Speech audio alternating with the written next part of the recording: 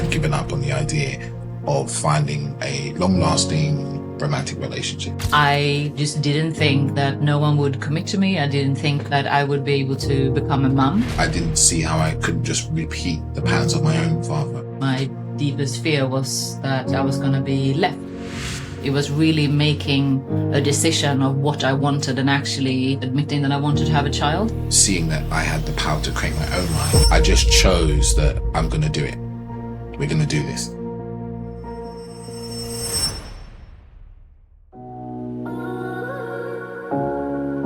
Welcome to the Authentic Man podcast. I am your host, David Chambers. This is a podcast for men who want more and less from life. More deep connection, more emotional intelligence, more self-awareness, and more great sex. And less. Less heartache, less conflict, less overthinking, and less stress. Creating dating lives, sex lives, and relationships that are incredible and authentic. My deepest goal is that you, the listener, can take away what you hear in this podcast and apply it to your life so that you can experience greater happiness, transformational growth, deeper relationships, and profound sexual intimacy. I believe that as men, we are capable of so much more depth than we are shown or led to believe. So join me as we get deep into this.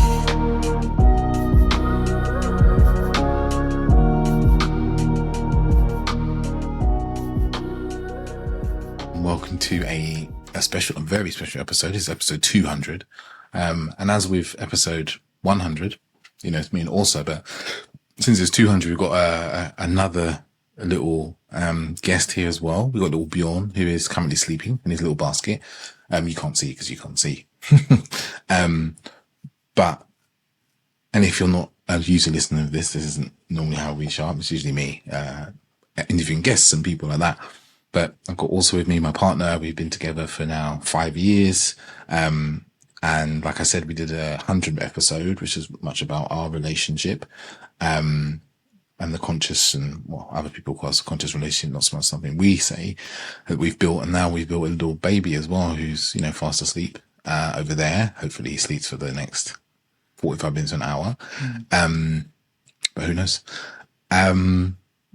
Also, how are you? I am good. I feel a little bit tired. And as you mentioned, he's now two months only, but also it feels like such a milestone. So I think tiredness is just very normal for me. It's just different levels of tired. He also had his first vaccination today, so It's been a little emotional one for him. Yeah. But I feel good. I feel excited. When you were saying as well that we did the 100th episode, it was kind of like a quick flash how much has happened ever since, because I remember we sat in your flat in South Woodford on the floor, and naked. it was a very naked and it was a very intimate and vulnerable and beautiful podcast. And this is like before Madeira and, as you said, fast forward and now we have a child and so I was like, there's been such a journey, such a wonderful, wild journey ever since, and our lives are just radically different. Yeah. But I wouldn't have wanted it any other way. So, No. It's so much to celebrate. Yeah. Yeah. So much to celebrate, but I wanted to just quickly ask you to tell the listeners what you do. Yes. Obviously you're my partner. And mother, but what do you do elsewhere in the world if they haven't, listened to you previously or listened to two of us previously? So normally this would be such a slick pitch, but no, I'm on maternity leave and I haven't thought. Hopefully HMRC aren't listening. No, exactly. Well, I do have 10 check-in days. There's one of those check-in days HMRC. Today is a check-in day. So what I do, I coach women in their love life. So I help high achieving women attract and grow conscious romantic relationships. Underneath how you attract and grow, as you know, is a lot of different strands to that work. But like, that's the main thing that women come to me for. Yeah. And it was beautiful actually, because I did have another check-in day the other day. Did you? Yeah. And I had 2 emails from 2 of my most recent clients, and they are both in relationships, and I know how much they want to start a family as well. So that was really beautiful and quite emotional actually to open. But that's what I do in short. Yeah. And I want to also stress, like, as the ladies listen to this, I imagine there's a number of you, is like, you know, I coach a lot of all sorts of clients, so I see their journey very firsthand. And like, if I say that, so virtually all of them find themselves in relationships, in good relationships with great men who are in the work, who are communicating, who are like good, solid, consistent and reliable men, like within the time you're working with them, or within 6 months afterwards. Within 12 months, pretty much all of them are in a wonderful relationship. Yeah. Which is, even blows my mind. But it's some beautiful work, and I'm sure we're going to touch a bit now. I think someone asked you the other day, like, how is Asa feeling about going back to work? And you're like, she can't wait. And of course, it's absolutely beautiful to be with our son. And I absolutely love what I do. And I think I've become even more determined with my mission, because now we have created exactly what we wanted. And I was like, let's go do this thing. Yeah. I think I might want to start for myself personally, just again, in case people who have not regular listeners to the podcast, in that, you know, before I met Asa, there was definitely a point in my life where I didn't think I would have a child. I didn't think I'd have a relationship. There was definitely a point in my life where I'd given up on the idea of finding a long-lasting romantic relationship. I was just like, okay, it's not for me. I'm not the sort of guy it works with. Long relationships don't work for me. There's too much stress and strife. I'm not going to bother. You know, and I did various work, you know, all sorts of self-development work to like move through that and see that that's fear and so forth. And my own avoidant attachment style, and how that showed up in my dating life, my past relationships. And I guess why I'm saying this is for context of where we are now, you know? So what was your journey to kind of come to meet me and start our relationship? Yeah. I mean, I had a similar journey in that I had unconsciously given up on a relationship, let's say. I was of the unconscious belief, but very strong belief, that men would not commit to me in a romantic way, which led me to attract more friends with benefits type relationship. And I told myself for a long time that I was like super cool with it, and I have like lots of guys in different area codes or whatever that song is. Good tune. But then I was like, oh my God, I'm like telling myself a lie that maybe it was fun for a little bit, but then like it was fun, all fun and games until it wasn't. Yeah. And even the good men that I attracted, as in, you know, like healthy and what could have been, you know, I don't think we were meant to be, but I think it could have been a much better relationship. I really self-sabotaged my way out of there. So I just didn't think that no one would commit to me. I didn't think that I would be able to become a mum. Until, you know, this is of course like a very long story short. But then I found myself at one point, I think I was, so another thing that I did as a result of that was to kind of numb how I was really feeling, and I plowed everything into my career, which was epic for job titles and money in my bank account, but for my self-esteem, it didn't do anything. And I was like, I'm gonna create this like epic happiness when I have this title, when I've earned this money. But I got the title and I earned the money. This was a 6-figure salary, and I ran one of the largest PR agencies in the UK. And I remember on the day that the biggest paycheck have ever hit my account. And I was like, that was a really sad day. It just ironic how it all happened. I thought it was going to be the happiest day, and it was a very sad day for me because like my previous relationship had broken down. I think he texted, that day, and it was just lots of unsolved things. And I was like, raw, I really thought things were going to be so different. So that kind of catapulted me into like, okay, well, what will make me happy? So went into therapy, started the inner work, and started to slowly admit to myself that what I really want is to have I remember I was saying to my then therapist, Joanne, I was like, I just want to, Joanne. I remember saying to her, I was like, I just want to meet like a kind, good man who wanna like love me and hold me, and like, he drinks chai lattes. I was in a period of not drinking alcohol anymore because I've become very excessive. And for some reason I said to her that I just want him to like wear purple, because I think in my eyes that was like the most feminine of men I could think of at the time, like not drinking alcohol and not being in a 3-piece suit. But yeah, fun enough, you actually love the color purple, and you love chai latte, so that's a good manifestation. Yeah. But yeah, I can talk so much about this, but very similar in that, didn't think that this were ever going to happen to me, attracted different type of men that kind of confirmed that was the case. But then once I started doing the inner work and started to really, that's how it really started for me. It was really making a decision of what I wanted, and actually a big part of the change in direction for me of who I was and the actions and how I was just living my life was admitting that I wanted to have a child. Because before that I was like, no, I don't want to have children, but actually again, that was just a lie that I told myself. So being really fucking clear on what I wanted and believing that I could have it made it so, that was a hard decision, because it confronted all the fears that I had. But once I did make the decision, it was easier to make decisions. All this friends with benefits bullshit. I was like, dude, we don't want the same thing. And I really, really want this thing. And if you don't want the thing, then we should. So it was actually a big period of like cleaning up. What I would now talk about, the word alignment. And then I started to be more in alignment with like men who was living the values that I valued and who wanted the same things as me. So I started to look at more men who was dating with the purpose of entering a relationship and who had values around family and fatherhood and who were just treating me different. And yeah, and then I met you. Yeah.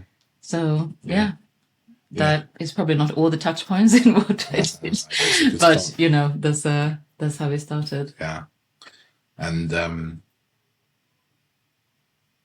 what was I going to say?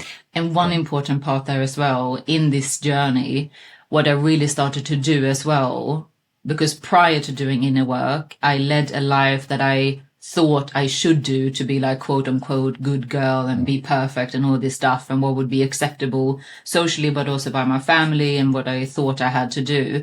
And I broke all of that, and I just started to ask myself, like, what do I want? Like, what do I really want? Like that would be everything from like, what food do I want? What clothes do I want to wear? What music do I want to listen to? Like, I never asked myself all those questions. And I'm like, just kind of went with what other people wanted, a little bit of people pleasing, but also was like, yeah, cool, I'm just going to do. But I really inserted myself in the life that I wanted. And that is really how I believe I started the path of eventually meeting you. Because before meeting you, I was much more centered in this newness of like exploring me, and therefore, meeting someone that was more aligned, we could just have different conversations. And that was a really big thing, like awakening, not just me, but really the life that I wanted in like all areas, like everything. Yeah. I was going to say, for me, in many ways, it's the same and the opposite, right? In that going after what I really wanted, aka what I was afraid I couldn't have, or I was fearful of having, through story in my mind and things I was telling myself, and seeing past experiences of like parents breaking up and divorcing and kids not being looked after and these sorts of things of like, I didn't want kids many years ago because I didn't see how I couldn't just repeat the patterns of my own father or my own mother. Or I didn't want to get married because or be in a relationship because all I could see was repeating those patterns. And, seeing that I had the power to create my own life, especially through a lot of that came through the work I did with William Whitecloud, who have been a guest on the podcast as well, of like, oh, I can create what I want to create out of my own decisions and choices, was a big kind of game changer. And also like saying what it is I actually wanted. That was a big thing for me, like saying, oh, this is what I want. When we first met, we've talked about this many times, so I won't go into detail necessarily now. It's like, what I wanted was an open relationship. And I was very clear with people I met. And we met and we were both on the same page. But equally, I was still honest in the early days, even about wanting children. Always remember that third time we hung out on the field. I'd be like, yeah, I want to have kids and I want my life to look like this. And I want to do these things. And in the past, I wouldn't have said it in case that you didn't agree or you, for what I was saying, was stupid or whatever. But I was sitting there from a point of view of just saying it because that's what I wanted, irrespective of what you wanted. It's just like, this is me and this is what I'm about. And also, for me, it was a big part is not making everything about only what I want to do. It's a compromise of like, oh, I want to do this and you want to do that. And learning the skill of negotiating, like win-win. Like, okay, I want to do this and you want to do that. Okay, what about if we do this thing that feels a bit in the middle or a bit of both of what we want to do? And like, we've done a lot of that in our relationship and continue to do that. I guess it's quite an important part of relationship that I didn't have in my arsenal before, compromise. It was like my way or I'm not doing it type of thing. I don't like going to that place, so I'm not going there. Instead of me reframing and going, well, I don't like that place or that thing, but maybe there's something in it that I can enjoy, that I can go and enjoy. So say, for instance, I don't know, is there any particular food you like pizza, right? And I'm not that keen on pizza. Especially in Madeira. Yeah, you love pizza in Madeira. There's this one pizza place in Madeira. Shout out to what was it called? I actually don't know. Don something. Really I can't even pronounce it. And they had this pizza that had prawns on it, and it was like prawns, burger sauce, and a couple other things, but it was amazing pizza. And instead of me just being like blanket, no, I don't do pizza, I would be like, okay, what you really enjoy pizza, and I know you really enjoy it, and I want you to feel good, and I want you to feel happy. So can I go to the pizza place and have a pizza that I will enjoy, but I also take enjoyment from the enjoyment you're having and be cool with that, right? And I know for a lot of people that isn't their journey because they're people pleasers. That's not really my thing. It does come into my personality in certain areas, like sacrifice and stuff, but it's like, it's something I really got, I don't know where I really got this from. It's like the power of kind of compersion, joy from another's joy. I think where that comes from is doing a lot of reading about polyamory and stuff, and the concept of compersion, like being happy for your partner to be with other people. But you can really apply that to other areas of relationship, like where you want to go and eat and, the things you want to do, and just being more open to being like, this is great for both of us. And I can see the goodness in this thing. And that really works for me. What I wanted to talk about, I know that's really abrupt, I just shifted gears, but, is around, we talked about a relationship. And if you really want to know a lot about a relationship, episode 100, we go into a lot of detail about our relationship. And there's some others we've done, one in particular about anxious avoidant relationships, and the things that we do to make things well. This isn't going to be so much of an episode to tell you what to do, but more describe my experience, and you'll glean wonderful insights. I say this 16 minutes in. But I guess the thing I was thinking is, Bjorn is moving. Is he going to make his sound? I don't know. He did this thing where he wakes himself up sometimes. It's like he gets scared. There we go. There he is. And sometimes he settles. All right, it's a little cry there. If you can hear this, listeners. I think he might need a hand. Yeah. Hey. Master Bjorn is now sitting here with us, because I say master because in the UK health system and so forth, that's what he's referred to as since he's a minor or an infant.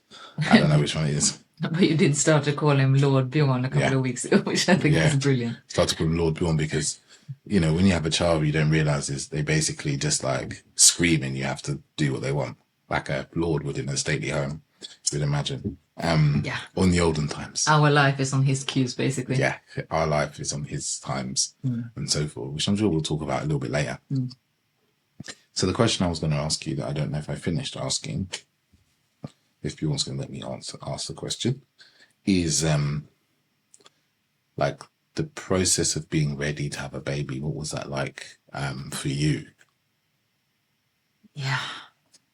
The process of being ready for a baby. I mean, oh, you haven't been doing this. It was, as I mentioned earlier, it was admitting to myself that I wanted to have a child. And the reason why I didn't used to admit that to myself is because it involved, quote unquote, risk of, quote unquote, having to be in a committed relationship. And, as a previous anxious attached human, my deepest fear was that I was going to be left and that the person I was with was going to leave me and or us. So that was the major first point. For me, the journey, I started to feel like really ready. It was of course with dating also, we touched upon that, that it was me leading with what I wanted, which was to start to have a family. So I was very vocal about that with dates. And as you mentioned, we said this on the third date. And after that, I think for me, what was the journey was around trust. That was a really big mantra for me a couple of years ago. And I think it's something that I'm going to start practicing more around now, that I have more than enough time to create all that my heart desire. Because of, not that I'm an old mum, but I'm also not a young mum. I'm turning 38 in November.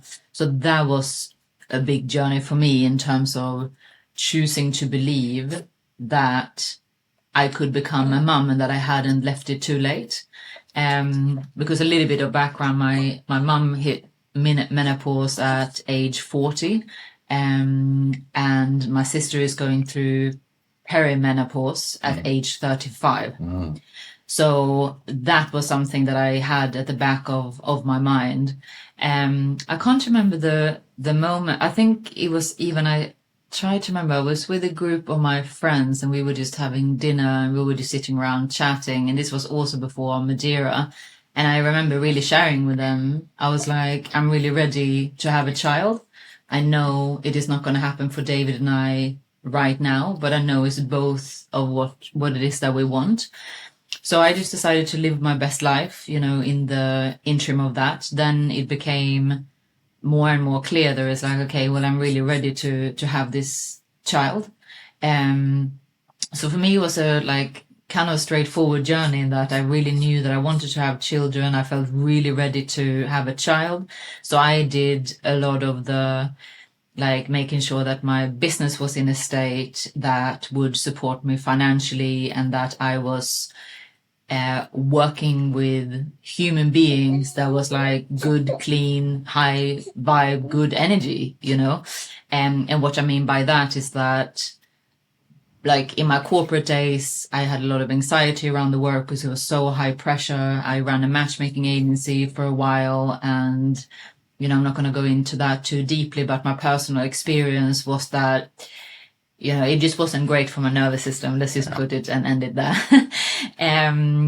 So I wanted to make sure that I had a business that was really, up and running, could support me financially, but also that the women that I was attracting was women that I really fucking wanted to work with, what you would call the ideal dreamboat client. And the emotional side was just allowing that, to trust that you and I would create it and that I could fall pregnant. So it's actually quite straightforward in that regard. I know you have a... Mine's not so straightforward. I know. For many years, I didn't think it was something I could do. I'd want to do, for me, it was around freedom and doing the things I wanted. And I think there was even, unconsciously, there's still this, if you have a baby, all your joy ends, all these things you could do in the end. And I think that was consciously there in some element, but also unconsciously there in other ways that create probably fear and panic. And I think as we got closer to having conversations about when to start, I think I was always wanted to push things further, away in the distance, in the future. And some of that was financial reasons, like wanting to have my business in better shape, wanting to have certain experiences. I think that's something that was really there for me. And to have met certain, I don't know if it's goals as well as like milestones. You know, I always had this dream of like when I had my first child, I could take 3 months off work. That was something that, you know, we talked about this many times, something I really wanted to do so that I could really be there and be present and be, you know, around.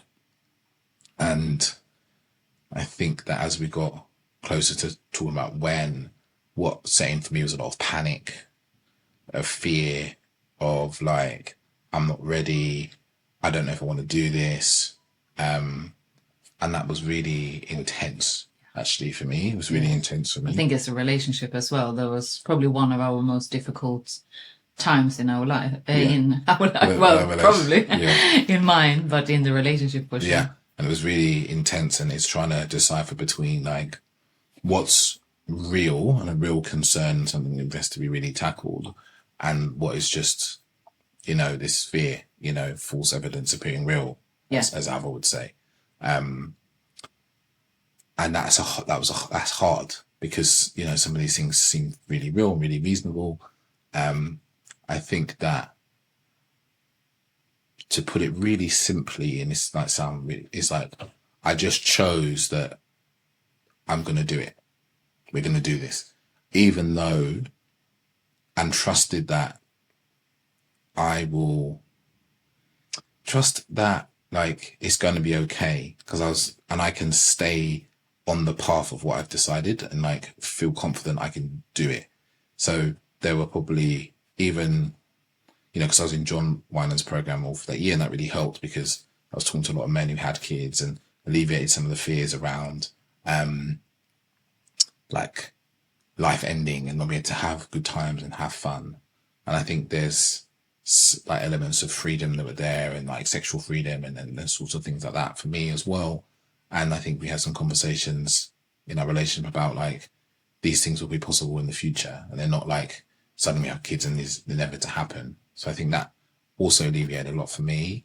And then I think being around men, like I spoke to a lot of friends and people I didn't even know that well about what it was like being a father, how they felt, like men who I looked at who thought I knew who liked to live an adventure, not guys who just dying to have a child. There were guys who like to adventure, like to party, like to really party, like to rave, and like who had big careers as men that I spoke to.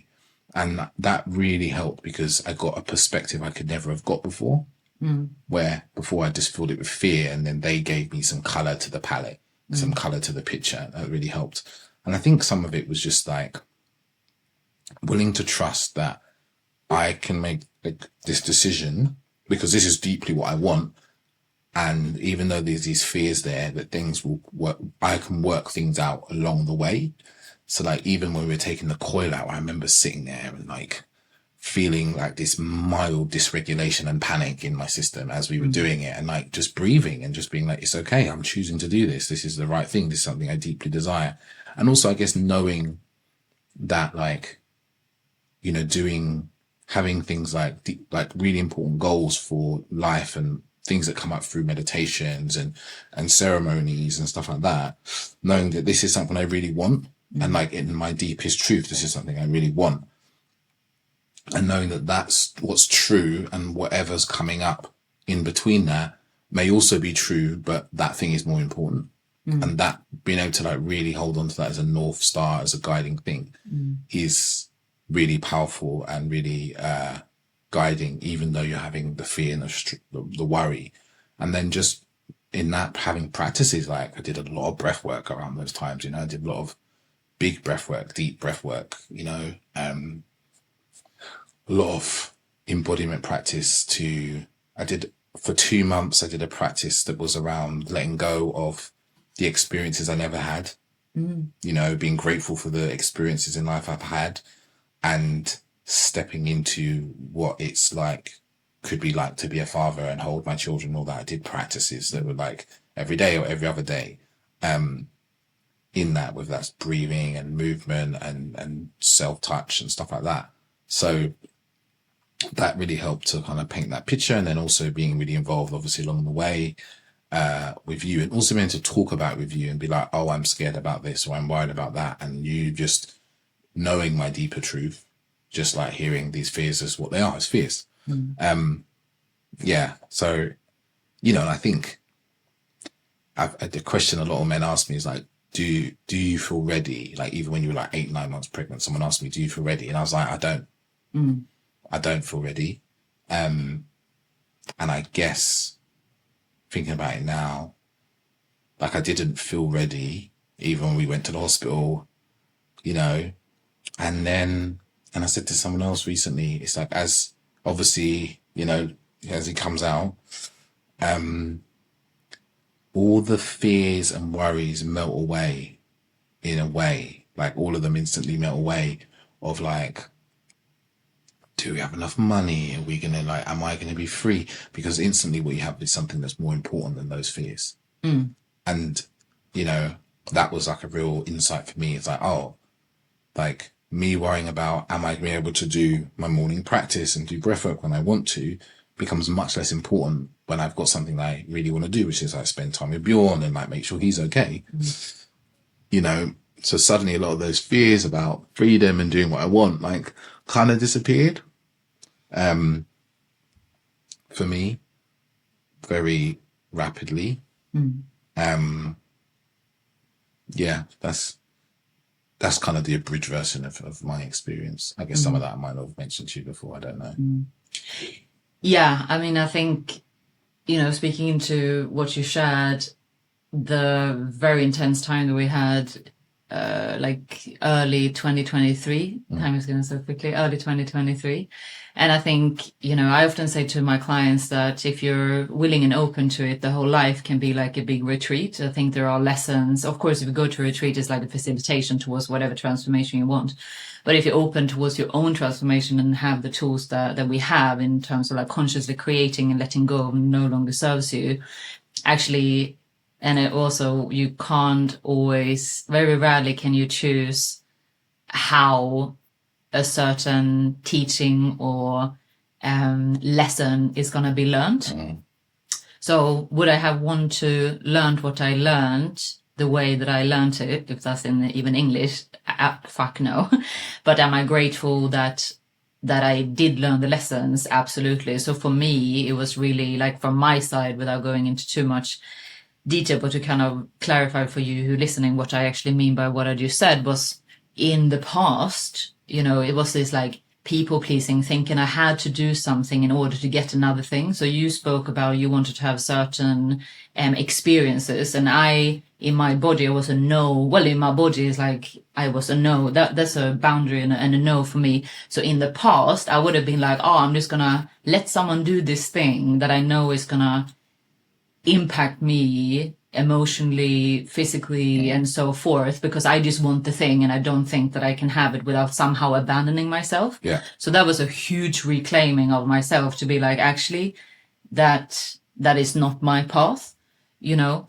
And secondly, really being also like in my truth of this is what I want and I really want to have it and I really want to have it with you. But like, if you don't want to have it in this kind of time, in this kind of way, then maybe we need to look at like the compatibility between us in a relationship.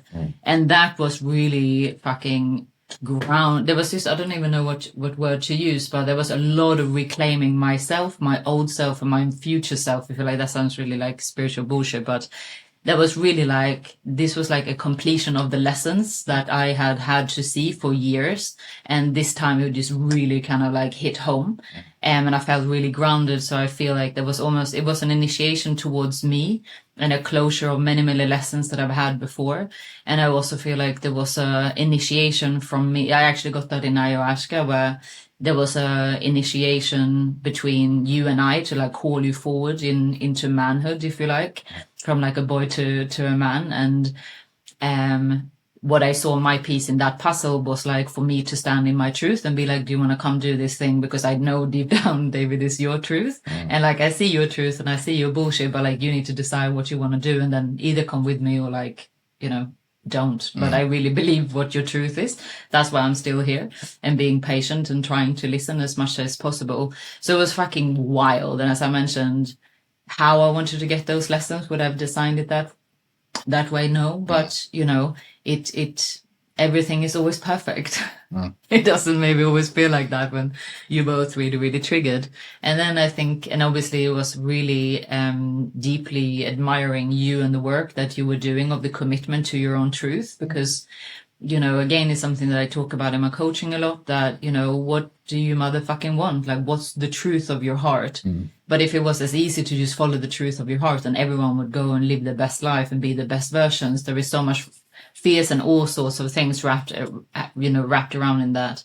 So it was also seeing, you know, I always, you know, see you in your power, but it was really holding space for you. And I would never been able to do that if I didn't do the work again with healing my attachment style, because I would have been so absorbed with, like, this guy is leaving me and this always happens to me, and oh my god, now I open my heart, like But yeah, of course, some of those things flared up, but I wasn't consumed by them. I could, you know, my end, I could, you know, you were doing the work your end. And it's funny because even in Madeira, I had this awesome, massive flat. And so you had your own you had this big office. I had this big office that also created always, like, our sanctuaries for our practices and stuff.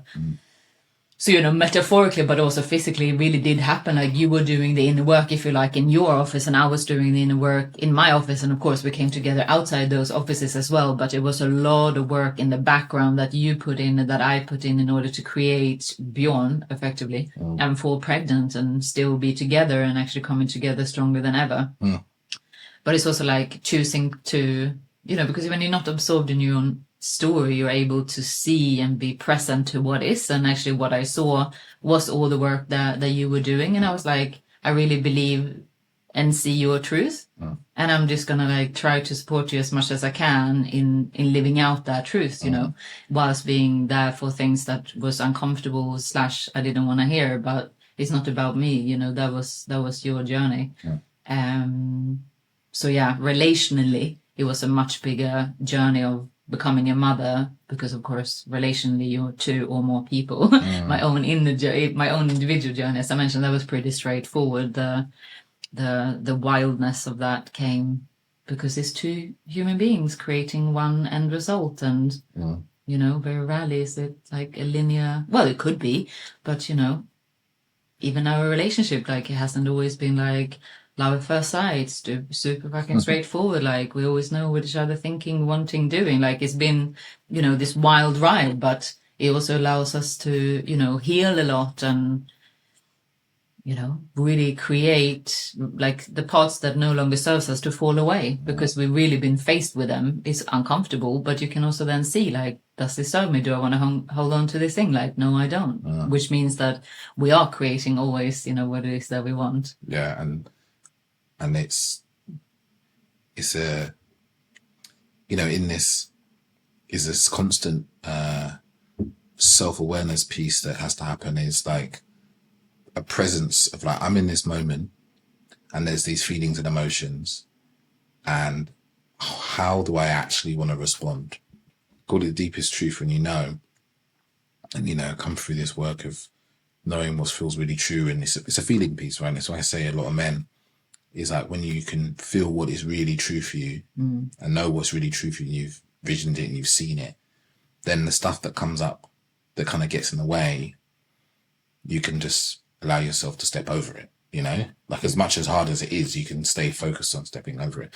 And it's like a piece of being really present in the moments when things happen and choosing what you want. And in the moments when you don't choose the thing you want and you choose the fear, you choose to follow the fear, to come back to what you want. So, like, cleaning up and going, hey, like, I was panicking, or this was going on for me and I just needed to take some time, and what I really want is X, Y, and Z, instead of just what a lot of men who are avoidant like myself do, is just completely shut down and not say anything, and are unable to feel and unable to process that. And that's obviously taken a number of years to do. I'm going to change tact again. I'm mindful that he's been sleeping for a little bit, and you know, if he stays asleep, that's great. I guess we've been parents now for 2 weeks. 2 weeks, 2 months. Sorry, 2 months. Yeah, not 2 months. It's gone quickly. It's gone quickly. How has being a mother been for you?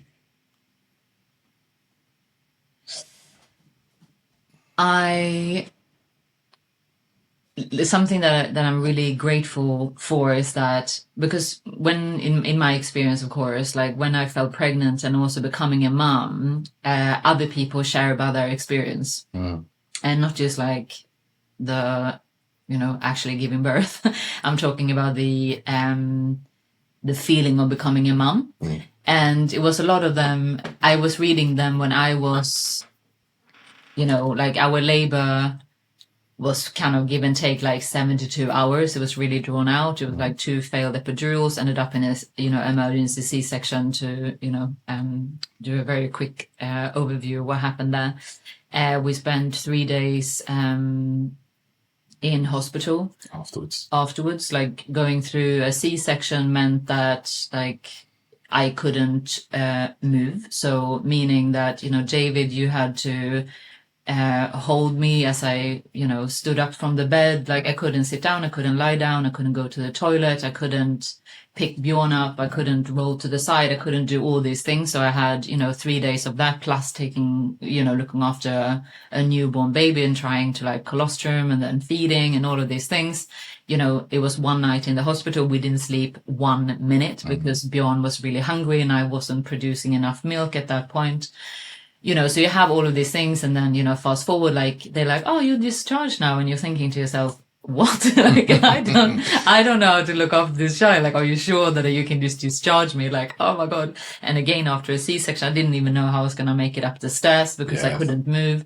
Getting into the car was a real mission, like all of these things. And then fast forward to, just getting to grips with everything. And then I was receiving messages to be like, oh my God, enjoy this most magical time. Now is the time when you feel like your whole life makes sense. And I really didn't feel like that. And again, I just took it like, okay, that's their experience. And I'm sure it's going to be some magical moments. But at this time, I'm just wondering like, what the fuck? Why do people have children? Yeah. And we were talking about 2 kids. Like, I'm not sure about that. So it's again, the reason why I'm saying that is because, of course, it was like the moment that I heard his scream and the moment that I saw him, it was just this like inner calmness. It was like, he's mine, he belongs to us. And this was always meant to happen. It was just this like, yeah, cool, he's here, boom. It was just this real inner calm amongst it all. But then to like really feel the like many like feeling this magical moment, let's say, like it took a couple of weeks and I just allowed myself that it can take time. Like I'm just going to be present. And of course, when it didn't feel like all this magical, it was still really lovely, but it wasn't this like, oh my God, this is like the biggest love of my life and everything just feels really magical and wonderful. And now your whole life makes sense. I was like, I'm not sure. So the reason why I'm saying that is, hopefully will help, other mums out there or mums to be, or, however your journey, have been like, or is going to be like, to just allow it to take the time for you. Like, don't make yourself wrong for how you're feeling. And of course, now when I'm out the other end, like 2 months, we have a routine. He sleeps well. Breast milk is abundant. Breast milk is abundant. Breast milk is abundant. There's a good affirmation for those would-be mums there. And guys, if you're, you got a partner who's about to give birth, the affirmation, breast milk is abundant. Affirmations really pulled me through labor and the beginning of the breast milk, which I actually got from you. It's a whole other story. And sitting here now, like I can definitely say it's like it's magical, and he, I love this little human like more than life itself. So motherhood is really wonderful. Like I loved being pregnant, I love being a mom. I love being pregnant. Absolutely loved it. The brain is wonderful in that. I've forgotten a lot about the birth, so now I can get behind. Even the other day, I was like, "But when we have another child," and you just looked at me. Yeah. We're not having another child anytime soon, but so it kind of like, if you ask me that, I think that answer to the question will change week by week, month by month, depending on what you're going through. It's also been a real kind of reflection of. In my coaching, I use a lot of it's like we are multi-dimensional women. Like you have vast range and you have different sides of you, and everything gets to be allowed in. And, you can pick and choose what you want to dial up and dial down depending on what you want and what your environment requires. But it was very interesting. Like towards the end of pregnancy, I went into maternity leave, of course. And in the beginning when I couldn't do anything, and you were working, you were like, boom, like I'm working with this really aligned client and I know we're going to do amazing work. Like he was where I used to be and I know I can take him through this. And I was like internally being very happy for you, of course, and also feeling like, what the fuck, I've been reduced to like cooking and cleaning. Like what, because it's like, I wanted to. So that was quite difficult in the beginning to be like, I also want to, like I love making money. I love supporting women. I love seeing the results that they're getting. Like my mission is a true from the heart, it really, really is. So I was like, oh, now I'm just like washing and like being this, milk, person to this little child. So it's also been just challenging, I guess, my own philosophy there. It's like the multi-dimensional woman and just coming back to like, this is a phase and I'm choosing to be very present with him. And again, that affirmation that I mentioned earlier, or that mantra that I have more than enough time to create all that my heart desires. I will come back to work and I will create transformation and I will make the money targets and I will do all of this. But now I'm like fully present with him. I can do both. But yeah, it's been very interesting to kind of have myself reflected back through you but no, I really love it. And I can really see, as much as can't wait to do what it is that I do work wise, I can also see, I said to someone the other day, I was like, man, in Sweden, the average person have like a year and a half off maternity leave. Wow. I was like, man, I don't even know what that would be like. That would be wonderful, especially now when we found a routine. Yeah. Bjorn and I are like having a little chat in the morning. We talk, well, I'm talking at him what I'm grateful for, have my porridge, we go for a walk. I can pick up something to drink and eat. And, one of my really close friends have just moved down the road. So like life is good. It's summer. Like it's really nice. So I could do this I can see how the years. I can see how a maternity year would just like fly, where I'm opening some very, very, very little coaching spots now in September. But no, I really love, I love motherhood and becoming a mum. Yeah, I guess for me, obviously I'm not a mother. The labor, what no one tells men about labor, I know this because I've said this to a few people, is no one tells anyone about what it feels like to observe your partner in extreme pain for days. Yeah. Or for, lots and lots and lots of hours and not really being able to do anything. That's something that's like quite hard to be with, because there's the part of you as a man that wants to protect and look after your partner. So there's a part of you that's like enraged that this is occurring.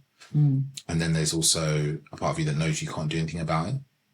And then there's a part of you that knows that you're in possibly the best place for this to be happening, because the people around you, who are all women, basically, the midwives and nurses, they're all women. The women do this every day. Yeah. So they're popping out 4 or 5. They might, some of those, midwives, they probably pop out 2 kids a day. Yeah. So you have to trust in that while you've got all these other parts of you raging at the same time, or like, vying for attention. So at times that was hard, in that. And then obviously when he was born, I think it's, I guess it's like, I think there's a moment when we realized we were having an emergency C-section. I think I went in the toilet and I had to like compose myself a bit. I had to like let go of the birth that I'd hoped to have, like of seeing him coming out and like holding him and, that moment of you being really tired and sweaty and all that, and have to like let go of that and refocus on what is occurring in the present moment and being a yes to that. and then being, putting aside any of my concerns, not concerns really, but my like story about how I want it to be there for you and obviously for him and be, you know, for support. Bjorn, you sure you want to take that out? He's sleeping, but he just spat his dummy out. Okay then. We know he's been crying a bit today.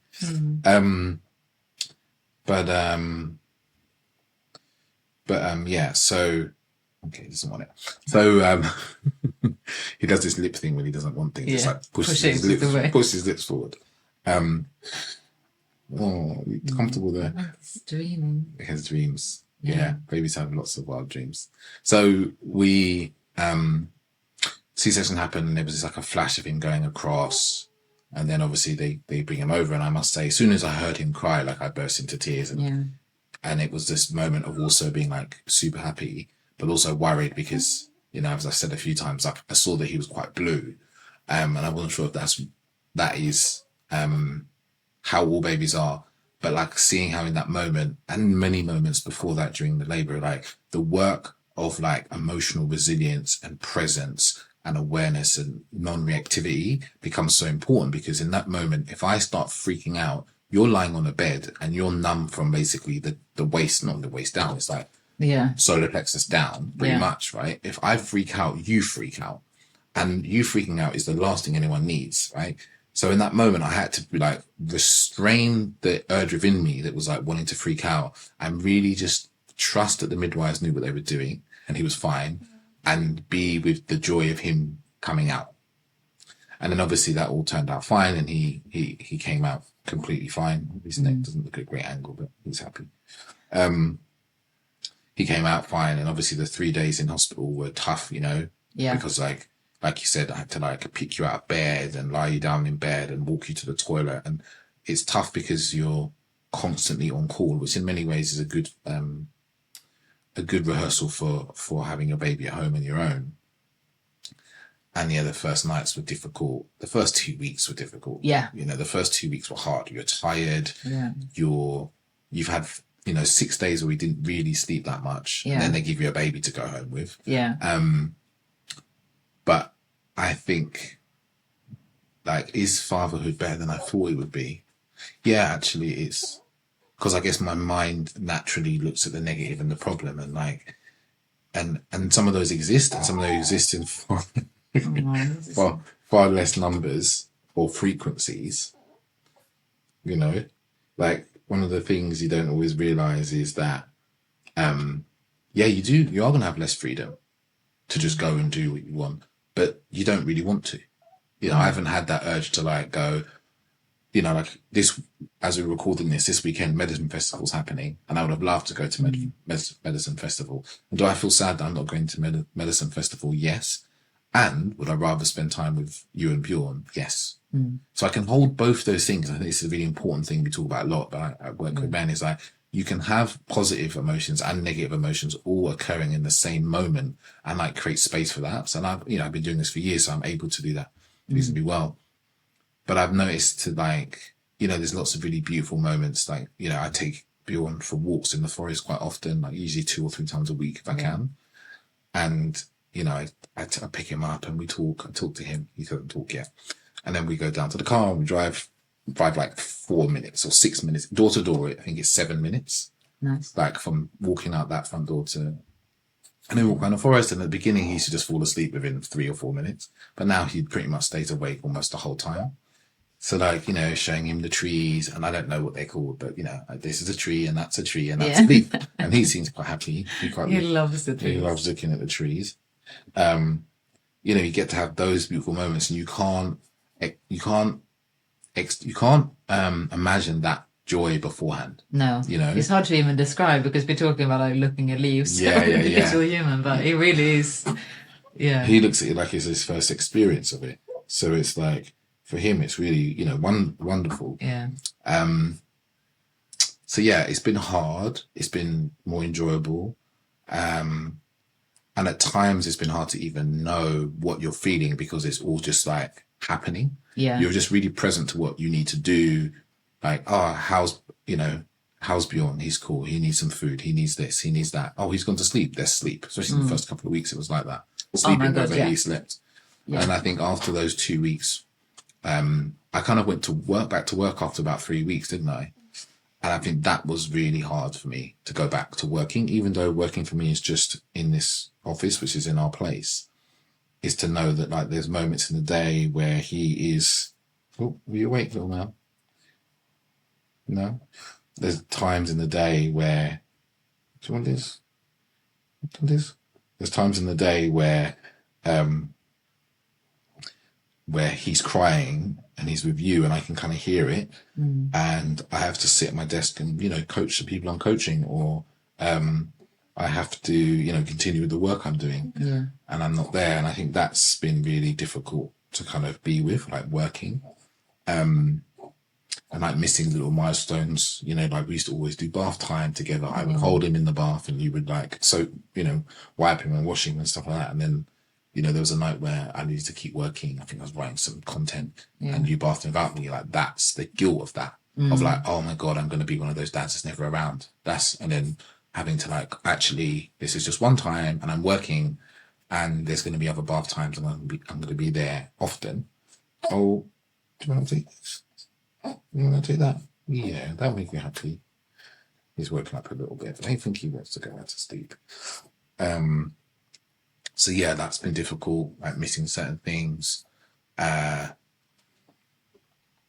it's funny, what I haven't felt is useless. At no point have I ever felt useless as a man. I felt very empowered to be useful. Like, you know, I've done a shitload of research on all sorts of weird and wonderful things, from breast pumps to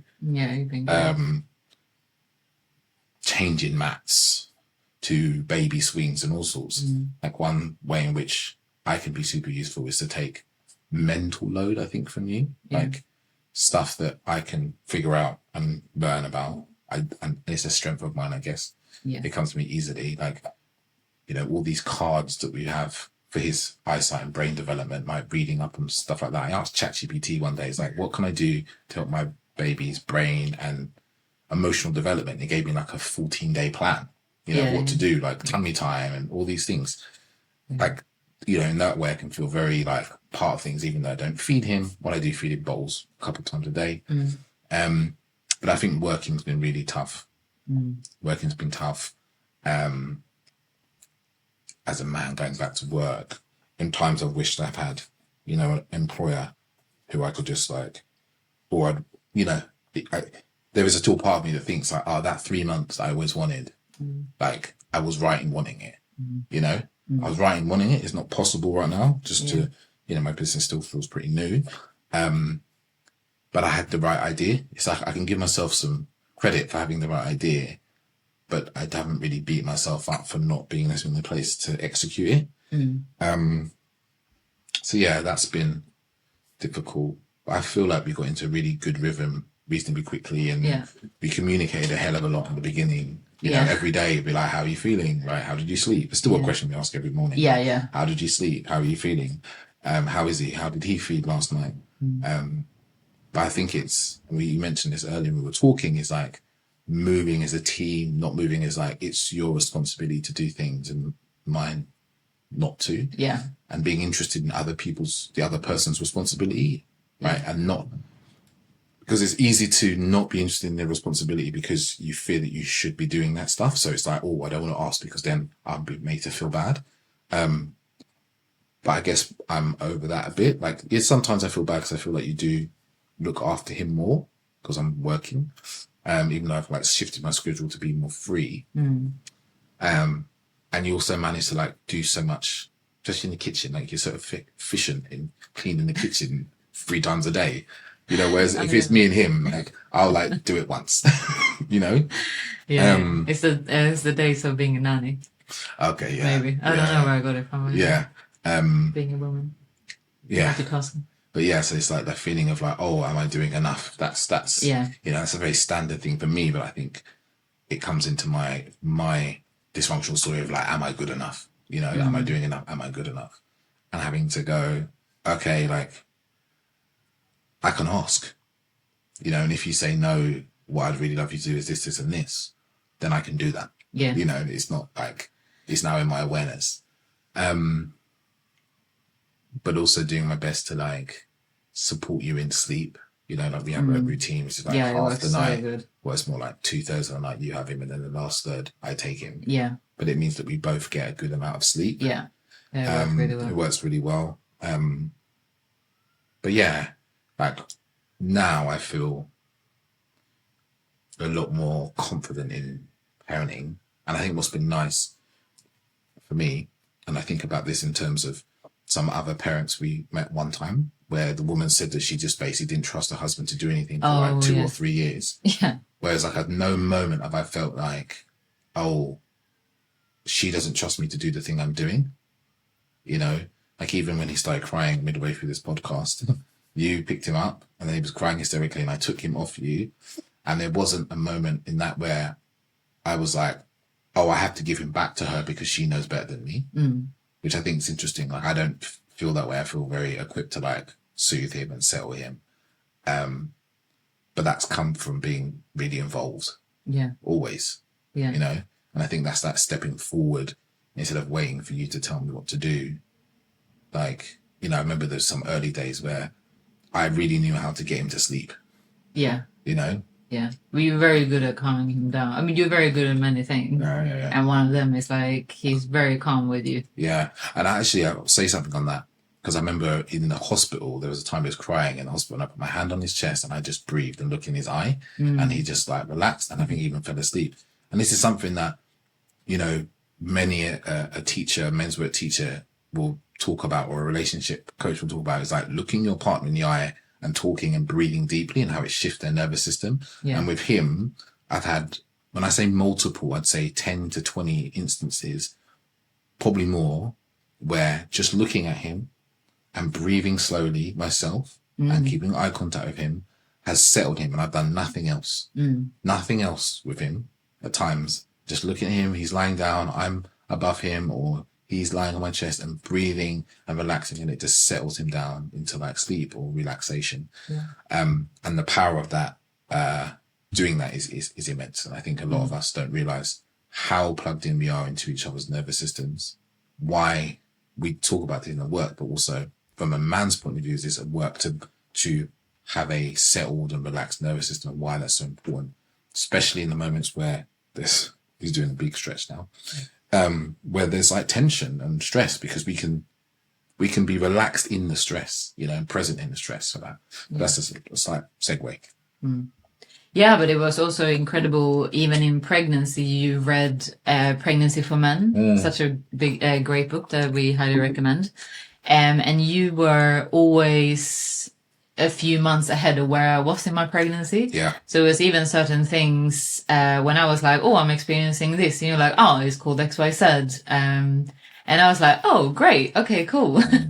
And that was that was just so incredibly helpful, because it always felt like you were 2 steps ahead. Yeah. So, you know, it's like the learning and everything that, you know, you've done, which, you know, I felt, you know, always in our relationship, but, you know, also, of course, in, you know, pregnancy and also motherhood, and, you know, you sort and being so good. Also emotionally, you know, support for me and for him. And, you know, I say that often to my friends, and especially those who do, you know, also on that journey, we can just have a different language, I guess. And I was like, you know, there are days when David regulates the whole household. You know, it's true, because it's like you set the pace because of how you regulated you are. And that just like flows into like, then I am, you know, more regulated, and then he becomes more regulated because I don't have the headspace to regulate myself like I normally do. You know, so that's wonderful. Yeah. Yeah, it can be really useful as a man, I think. You know, and I think one thing for men is we want to feel useful. I think, you know, we're taught to feel useful, and we can it's another time to get into that. But like, even down to like clothes, you know, toys he needs. Like I've researched baby changing mats. Like I can tell you a lot about baby changing mats. Yeah. But even like the playing mat, the play mat that the we've sensory got. play, some of Yeah. his, things for even when he's going to get a little bit older and when he starts discovering his feet. Yeah. All of these things. Yeah, you can really be useful in that way, but you have to want to also like learn and feel stupid. Like, some of the things I've read, I'm like, wow, I'd have never thought. Yeah. Like who knew that babies can really only see high contrast? Yeah. So that's why everything's black and white. Yeah, right? yeah. Because I would have gone for a big colourful playmat otherwise, right? Yeah. But actually, we've seen it with him, with the black and white, or teaching about tracking, like to track objects. Like even today we were at the doctor's, and I don't know if you noticed what she said to him. When she was like, "Oh, you have really good tracking," and I felt like saying, "Yeah, I taught him that. Yeah, I've been teaching him that since he was about 2 weeks old." But it's like tummy time. You were the one who do tummy time. Yeah, every day. And this is also like, as you mentioned, like having that communication where, especially in the beginning, we created what we call these shifts. As in a shift, what hours are we doing with him? At the end of a shift, it's like we ask each other, it's like this very simple, where it's like when I'm sitting down breastfeeding or you're sitting down with a bottle, do you need anything? Because one of us is heading into bed and we're like, actually, I want a glass of water. Like, can you get me a snack? My glasses, that's my, whatever that might be. It was like, no, I'm good. So it's like just supporting each other in that of, being really, really clear what it is that we need, and if the other one have a capacity for holding that, be it fetching a glass of water or I need an hour, lie down, can you look after him? And this goes for both of us. And I know that this is something that we do a lot in couples coaching and us in our relationship, of course. It all stems from our relationship and then learning with other people, but seeing your partner in their power, where it's like, I'm so confident in your ability, like I choose to be really confident in your ability, and you continue to prove me that is right. And even where it's like times, let's say that, when we do the bath, especially in the beginning, and none of us wanted to be pooed all over, like my thing is like to just getting like swiftly do things. But beautifully you like, being really present and just slowing down and talking to him, and all of this talking without nappy, my ad. So I'm sitting behind you guys on the floor, just like, David's doing the main bits and I'm kind of just there. And I'm thinking in my head, like, oh my God, this guy, like David, hurry the fuck up. But then I'm like, well, who am I to even, like, it's really beautiful that you're very present with him and you're slowing down, and you might get weed on, but like, that's your call, I can just be here and enjoy rather than, and it's even sometimes I'm like, okay, no, I don't think there's a cue for eating, but you're like, I think it's a cue for eating, but we're learning both. I'm not going in to be like, no, David, this is, because it's your child as well. And if he is overfed, he will throw up, and he smiles through the throw up. He doesn't, he's not concerned. It's like, hey, and then we're like, okay, well, maybe that used to be a cue for feeding, but now it isn't. But I don't come from a place. So it's like, I told you so, or make you feel. I'm like, we're both learning. Like, you learn, and when you go and do your thing, then I can do my thing. Yeah, I think there's like what we call like It's grace, really isn't nice. it? It's like grace. Yeah. It's like, and I was trying to explain this to someone recently I'm coaching, and I was like, when you build a foundation of trust, and like, we talk a lot about leadership and masculine leadership, but like trust in your leadership and trust in your, should we say, receiving for you, like trust in receiving through little actions over the years this has occurred. So like when you do make mistakes, there's grace. It's like, like compassion, grace, empathy. Like, of course, David doesn't mean to like overfeed him or try and, give him his hand. Or whatever it may be, because the good intention and the devotion that we both have to ourselves, each other, relationship. It's like it's almost like sometimes you're like, oh, I'm dealing with such bigger problems, I'm not worried about our communication. Sometimes but it's we haven't really spoken so that much. instilled. It's like so ingrained in like if there's something you need to talk about, like in this podcast there's probably things I've said that also hasn't heard before and vice versa, but there's no charge around that being so. No. It's cool. And this is even, as you were saying that, even though I was listening to what you were saying, I could just notice that part of my mind went towards like, oh, like out of all it's so easy, and you know, we all do this, but it's so important to be so clear on our thoughts and where we give power, because it's like you've said so many wonderful things, and I can feel like there is one little part of my brain that want to catch on to these two words that you were saying, and it wants to really react to it. And I could really react to it, but then I'm like sitting here, you know, this multidimensionalness of it's like, I think you call it range, and I talk about the multitude of like the multidimensional woman of it's like I can be present to what you're sharing. I can also be very noticed that I want to react to this thing, and then I can consciously go like, but do I need to react to this thing? No, I don't. But equally, it might be something, if I wanted to talk about something, then I could also choose to do that. But it's the reaction of it all that where it's like, okay, and I can notice there is a part of me that's like a little bit reactive to that. But then I come back to the conscious self to be like, and this is while I do that, whilst talking, listening to what you're saying, you know, I have one eye on Bjorn, like it's like all these things, and this is capacity. Yeah, there's like huge capacity to just hold and be present to multiple and choose what you give power to. Yeah, in the moment. Because that then amplifies, and that will then be your reality, and then you can sit in that. But then you have to ask yourself, like, how did I consciously create this? Yeah, and I think unconscious, I guess. I think it's also conscious, a continuous thing that I'm seeing now is like when you've got an extra being to put energy onto, it's easier to be reactive to things. So you have to be more aware of the reactivity arising. So like you may, I don't know, maybe there's some time, and we'll talk about the food cues, right? Where I'm like, I think he's hungry. And you're like, no, I don't think he's hungry. I think he just wants to have his dummy and relax. There's a part of me that wants to react and be like, no, come on. Like, don't just give him the dummy all the time. You always want to give him the dummy all the time. Like, we shouldn't give him the dummy all the time type of thing. And then I can just relax that. Like, and it's louder than before because it has more things to pay attention to, and I'm less slept. I'm probably a bit more stressed. I'm probably a bit more stretched in general. But again, like just trusting and going, that like the reactivity doesn't need to occur.